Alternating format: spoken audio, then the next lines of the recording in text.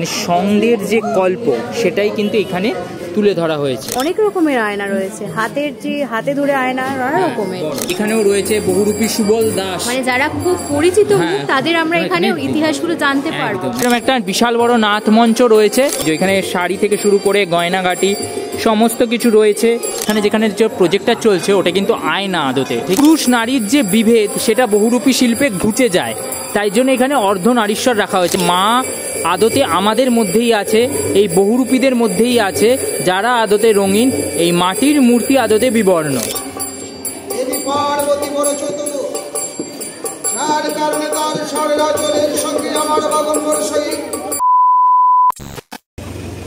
Hello বন্ধুরা, এই মুহূর্তে দ্বিতীয় সন্ধ্যায় আমরা চলে এসেছি আলিপুর সার্বজনীন। আলিপুর সার্বজনীনের এইবার থিম হচ্ছে সংকল্প। কোনো সংকল্প নয়, সঙ্গেদের কল্প, অর্থাৎ যারা বহুরূপী তাদের বাংলার যে হারিয়ে যাওয়া শিল্প, লোকশিল্প বহুরূপী, তাদের যে হারিয়ে যাওয়া ইতিহাস তা নিয়ে এই বছর ওদের নিবেদন। তো আলিপুর সার্বজনীন থেকে আমি সৌভিক অ্যান্ড উই আর। তো আমাদের কিন্তু এন্ট্রান্সটা এদিক দিয়ে হবে, আমরা জাস্ট ফ্রন্টটা তোমাদের দেখাই। এখানে কিন্তু যে বহুরূপীরা রাবণ সাজে সেইটা দিয়ে প্রথমে স্টার্টিং করা হয়েছে আর কি, এবং তারপর আমরা এই ভেতরে প্রবেশ করব। বাইরে দাঁড়িয়ে তোমাদের যেটা বলছিলাম এটাই হচ্ছে কিন্তু সং বা বহুরূপী এনারাই। এটা একটা গ্রাম বাংলার প্রাচীন ঐতিহ্য বা লোকশিল্প বলতে পারো। সংকল্প বলতে বাইরে তোমাদের যেটা বোঝাচ্ছিলাম সেটা হচ্ছে সং আর কল্প, মানে সঙ্গের যে গল্প সেটাই কিন্তু এখানে তুলে ধরা হয়েছে। এই ওয়ালেও যদি তুই সামনে যাস তাহলে সবাই বুঝতে পারবে যে এই ওয়ালেও কিন্তু সেই সংকল্প মানে সঙ্গেদের যে গল্প সেগুলোকে কিন্তু তুলে ধরা হয়েছে। এনারা কিভাবে সাজে গল্পের মতন করে এনারা তুলে ধরেছে। এইখানে যে জিনিসটা তোমরা দেখতে পাচ্ছ এন্ট্রান্সে, এটা কিন্তু পুরোপুরি একটা ড্রেসিং টেবিলের মতো। ভালো মতো যদি তোমরা লক্ষ্য করো জিনিসটা, স্ট্রাকচারটা কিন্তু পুরো ড্রেসিং টেবিলের মতো। এই মাঝখানে যেখানে যে প্রজেক্টটা চলছে ওটা কিন্তু আয়না আদতে, ঠিক আছে। এবং এই ড্রেসিং টেবিলের মধ্যেই যে সমস্ত সাজার জিনিস থাকে বহুরূপীদের, সেগুলো কিন্তু এখানে রাখা রয়েছে। আমরা যেসব জিনিসপত্র দিয়ে সাজে, যেমন কাজল লতা রয়েছে, এখানে কাজল লতা দিয়ে ওনারা সাজে, সেই জিনিসগুলো কিন্তু এখানে রাখা রয়েছে। এবং তার নিচের অংশে যদি আসি তাহলে এখানে গদা, মুকুট, শাঁ, চক্র, এই সমস্ত জিনিস কিন্তু এখানে রয়েছে, যেগুলো সন্ধ্যের সাজতে কাজে লাগে। ঠিক তার উল্টো দিকে আবার যদি আমরা চলে যাই তাহলে এখানেও কিন্তু আমরা সেই রাবণের মুকুট দেখতে পাচ্ছি একদম ওপরে, রাবণের মুকুট, ঠিক আছে। এই সমস্ত জিনিসগুলো ওরা কিন্তু লাগে। তার নিচের অংশেই রয়েছে হচ্ছে খুব সুন্দর সুন্দর দেখতে আয়না। হ্যাঁ, এটা তো তাদের একদম মানে সব সময় সঙ্গী যাকে বলে, সব সময় সঙ্গী। এখানে অনেক রকমের আয়না রয়েছে, হাতে ধরে আয়না নানা রকমের। এবং নিচে কিন্তু বিভিন্ন মঙ্গল কাব্য, আমাদের বাংলার যে কাব্যগুলো এনারা গ্রামে অ্যাক্টিং করে দেখান আর কি। ইয়েস, গৌরী মঙ্গল, চণ্ডী মঙ্গল, মনসা মঙ্গল, শিব মঙ্গল। তো একটা এতটা রিচ একটা সংস্কৃতি, সেটা লোকশিল্পে হোক বা সাহিত্যের হোক, হ্যাঁ সেটাকে যখন আমরা সাহিত্যের ইতিহাসে সাধারণত পড়ে থাকি, রীতিমতো ইট বালি সিমেন্টের মানে পাকাপোক্ত আর কি একদম। আর একটা জিনিস, যে পাশের যে বাড়িগুলো সেগুলোকেও রীতিমতো এই প্যান্ডেলের অন্তর্গত করে নিয়েছে। আমরা এবার অন্দরমহলে প্রবেশ করছি, এটা জাস্ট অসাধারণ একটা ফিল হচ্ছে। এই অন্দরমহলের ভেতরে কিন্তু আবার আমরা এখানে এই বহুরূপীদের বিভিন্ন জিনিস দেখতে পাচ্ছি। যেমন এই যে ছবিটা রয়েছে যে বহুরূপীর, ওনার নাম হচ্ছে রাজা চৌধুরী, বীরভূম জেলায় ওনার বাড়ি, ঠিক আছে। এই বহুরূপীর এখানেও রয়েছে বহুরূপী সুবল দাস, মানে যারা খুব পরিচিত তাদের আমরা এখানে ইতিহাসগুলো জানতে পারবো। একদম। আর এই জায়গাটা জাস্ট দেখো তোমরা, জাস্ট গায়ে কাঁটা দিচ্ছে। পুরো একটা মনে হচ্ছে না একটা পাড়াতে ঢুকে গেছি, একদম যাত্রার বহুরূপীদের পাড়া।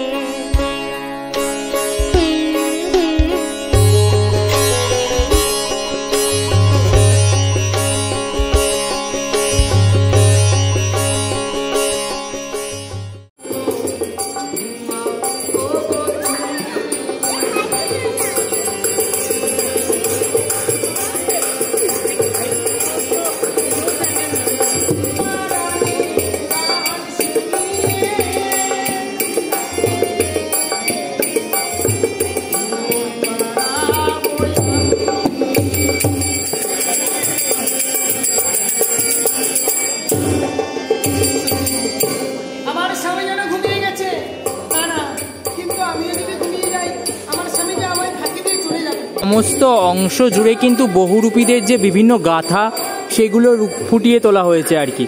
এই অঞ্চলে এই পাশেও তাই তোমরা দেখতে পাবে, এবং পুরো জিনিসটাই কিন্তু একটা ভাঙাচোরা রাজবাড়ির টাচ দেওয়া হয়েছে, যার ফলে জিনিসটা দেখতে খুব সুন্দর লাগছে, মানে একটা পাড়ার মতো মনে হচ্ছে। এবং এইখানে কিন্তু এই যে বিভিন্ন আর কি ওদের যে সাজসজ্জার জিনিস বহুরূপীদের, সেইগুলো তোমরা এখানে দেখতে পাবে কিন্তু, যেগুলো খুব ভাল লাগছে অ্যাকচুয়ালি দেখতে। এই যে এখানে শাড়ি থেকে শুরু করে গয়নাগাটি সমস্ত কিছু রয়েছে, এখানেও তাই রয়েছে, এখানেও রয়েছে। আর এই পুরো পাড়াটার মধ্যে কিন্তু মাঝখানে একটা ওই নাথমঞ্চ বলা যায় যাকে, সেরকম একটা বিশাল বড় নাথমঞ্চ রয়েছে, যেই নাথমঞ্চে কিন্তু এই মুহূর্তে এই যে বহুরূপীদের অনুষ্ঠান চলছে। এত ভাল লাগছে দেখতে, যেখানে এই যে মা দুর্গা, গণেশ, কার্তিক, লক্ষ্মী সবাই রয়েছে, এই যে ভোলেনাথ এখানে রয়েছে।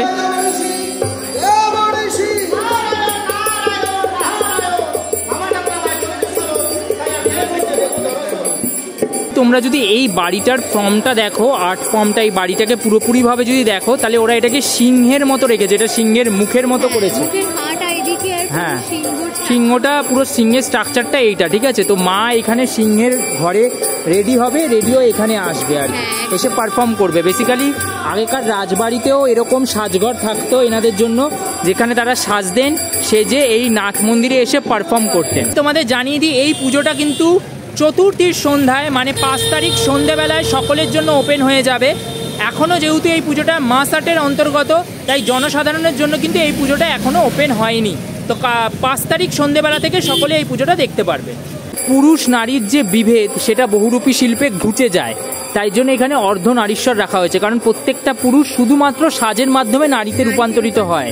তো সেই কারণে এখানে অর্ধনারীশ্বর রাখা রয়েছে। এবং এখানে দুটো জিনিস রয়েছে, এখানে হরগৌরীর মিলন যে অর্ধনারীশ্বর রূপ তার বর্ণনা রয়েছে, তার সাথে শ্রী চৈতন্য মহাপ্রভুকে বলা হতো হচ্ছে শ্রীকৃষ্ণ আর রাধার মিলিত রূপ। তো সেই জন্য শ্রী চৈতন্য মহাপ্রভুরও একটা বিশ্লেষণ এখানে রাখা রয়েছে। তো এই থিমটা কিন্তু অনেক কিছু শেখায়, অনেক কিছু মানে আমরা যে বলি যে নারী সত্তা এবং পুরুষ সত্তা আলাদা, তা যে এক জায়গায় গিয়ে মিলিত হচ্ছে, সেটা এখানে এসে আমরা হয়তো বুঝতে পারবো। বেসিক্যালি তোমাদের যেটা বলে রাখি, যে গ্রামে এখনো অবধি যারা বহুরূপী আছে তাদেরকে মানুষজন ভগবান জ্ঞানেই পুজো করে, ঠিক আছে। তো তাদের মধ্যেই মানুষ ভগবানকে খুঁজে পায়।